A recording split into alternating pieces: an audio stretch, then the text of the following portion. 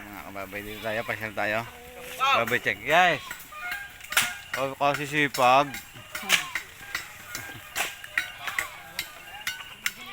Aba. Yan ang pagkukulong kay Mama Pigjeng guys. Nadagdagan na. Napahaba na yung papa. Madagdagan na po. Very good. Mamaya titingnan natin. So gagawa na sila ng bahay ni Jeng. Ay kasi sipag na. O daming pabarikin mama ni Pinsan Jeng. Baka naman napabarik na kagabay. Hindi, dumating ka gabi. Balita ko nga eh. Ay, pwede. Sis ko po.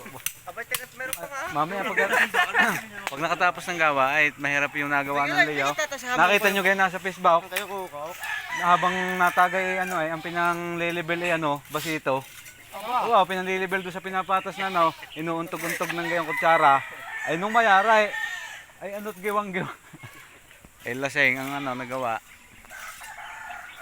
Ayos, ang maganda, mahaba. Tama-tama doon ang patalo na. Siya tayo na eh. Tayo eh. Portuguese. Yan. Yung mamay mare Leo. Meron pa pala kang tirang pulutan kagabay. Sa akin mo naiikutan. Ano kasi Tina? Ito yan maganda na yung brother. Nadagdagan na dahil. Aking ang titingnan.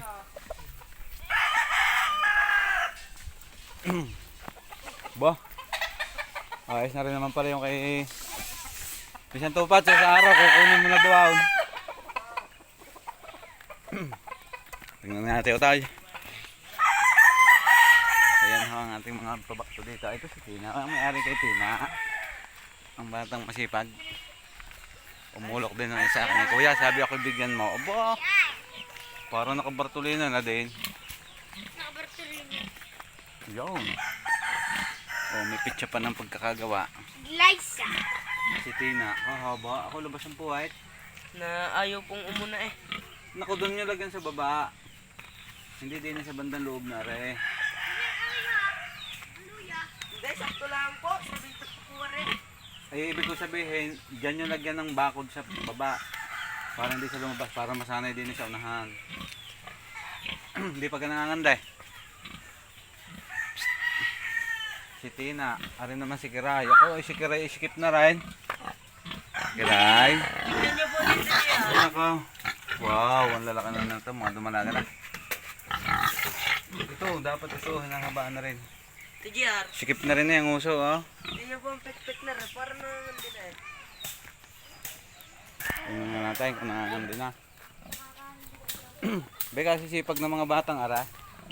Nakupuluya. Kaya pala masipag na. Mga ngandi na nga yan. Kala ko nakaganda. Tingnan nyo naman. Yan. Hugasan ko Ito po. pa pindot na ng camera. Yan, yun. Dini kasi tabi nga rin. Yan, para thumbnail ko mamaya. Smile. Yun, ayos. Toy, sabihin mo sa yung papa, hindi din ha. Sabi ko nga po. Tanggalin dito. Kahit din nila sa dalawang aray. Para yan ay hindi makapuit diyan ha. Sabi ko. Isa din yung lalabas ng talas din ang isa. Pag doon, nagsikip doon, pag tumayo siya, nasusungkol ang puwit, may stress. Gaganda na eh. Dumalagan na lahat. I stand away! Titingnan naman natin si Jenga yung buntes. Diniday mayroong inuuboy, aking mabisita nga dahil. So meron din dito, pinatitingnan sa atin. Yuho, good morning. Ba nasaan? Nandito sa kabila pala. Yuho. Isko po. Sabi ko, pagkalalaki na pala naman eh. Very good naman pala. Ganda na kulungan. Mga gagawin din pong inahin yan. Huray! Hey, tayo ka nga. Inuubo nga. Inuubo yung. Pinibisita mo si Kalbo ano? Ay, mas malaki pa din eh. Oh, laki na? Mas malaki din kay Joey. Mas malaki pa rin na. Ganda na katawan. Ay po. Uy, yan ang dapat pagkain. May manok pala doon. Dapat ilipat. Pero kumain na sila ulit niya. Kumain naman. Tapos, ito pala meron palang galon na eh. Gagawin nga yan. Gawin na, hindi na pa inom. Bite doon ang ano, diga. Hindi sa hindi may inita. Sabing pagita pa rin tayo timili lang. Sa hindi po daw. Madami nga. Painuman. Ha? Sa hindi po nainitan. Oo, dapat sa hindi na inita. Hindi na sugaw. Mamaya tingnan niyo. Yung yari. Di mamaya ay tingnan ninyo. Yari, sige 20. Boy! Sige nung daw. Ba, malaki na rin naman nga pala yung may puyo pala sa likod. Alis dyan! May puyo sa likod. Kaganda ng puya. Bilog na bilog yung puyo sa likod. Nagamit yung amin, Ha? diga. Yun lang ilipat mo, boy. Kasi kakainin nga mga kaya ubuhay. Ang ipot ng manok ay dinay. Huwag na ilipat mo sa kabila. Bawal na. Ang manok ay kung saan niya nagala. Inatuka na kung ano-ano. Kaya sila magtatay. Tawag, hindi man nagtatay. Pero yung tiyan nila nasisira. Areho, dili ka. Kami yung akin, nagyan ko pa ngayon ng net. Gawa nga ng manok, minsan tinatambay, iipot. Ang gagawin ng mga yan, nakasabay na kung saan saan napunta ang manok. Ano lang po yun? Sabi po. Ayos na, tama na. Butas yun. Halos magkasinlaki na yun, matakaba ka na. Mahaba din nga. Ang baka na, gano'n mahaba katawan. Lumalagan din na. Bintog eh. Bata pa yan. Ano, Sa... si Kalbo, kinis na kinis. Hari yung laki na. Mahaba na yung taon. Yan, dapat ikaw mag-bake ng malamay. Huwag kang gumasa yung inahin. So yan, tapos na. Tapos ang painom doon sa hindi mainitan. Hindi mo i-bake tayo. Yun, ginagawa ko pa rin. Oo, anak ko, wala ka palang bukas din eh. Isipit mo lang din eh. Gagawin mo yan na. Garnay, mga kagarnay kaputol jowin tabla. Tapos butasan mo ng pait. Isuot mo aray. Pag naisuot mo, saka mo din ikapit yun. Yung tabla. Pero isusobra mo yung ano, yung labas aring dulo. Yo, yung lang dulong gayaw. Dini mo lagay yung kahoy. Ayos yan, hindi na mahuhugot nga. Ito ko lang. So yan mga kababayan, nakakatuwa naman sila mag-awin. Malulusog. Titignan nga natin si Jenggay. Jenggay. So yung bahay doon ginagawa kanina, yun yung bahay ni Jenggay. Ito naman si Utoy, si Tina, yung kanya si Tina. Ay dumalagan na. Malapit ng mga anday. Namumula-mula na rin na yung pikpik.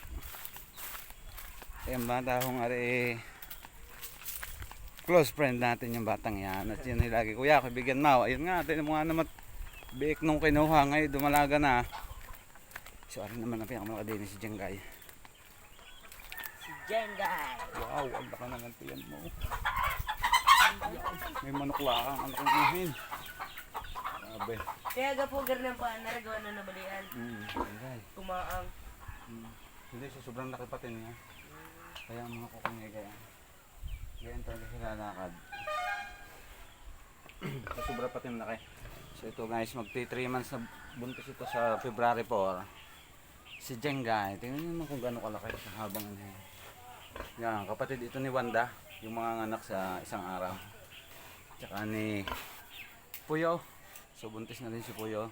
Hindi ko pa lang ulit na naikutan. So parang magtutuman sa manantiyan niya, malaki na. Pero unang mga anak sa mga ito si Wanda, yung aking alaga doon isa. Bait ng bait. Wow naman, very good yung gaya, nadami mo ang liit.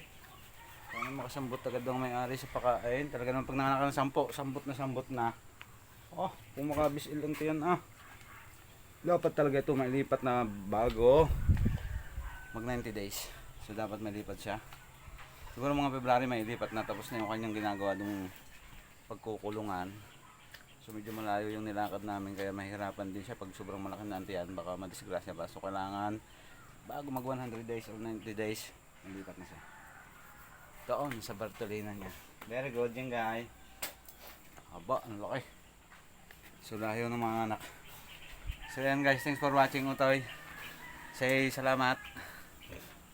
Tina, ayan, salamat sa ating mga ano yan. Back to project owner yan mga yan. So thank you guys.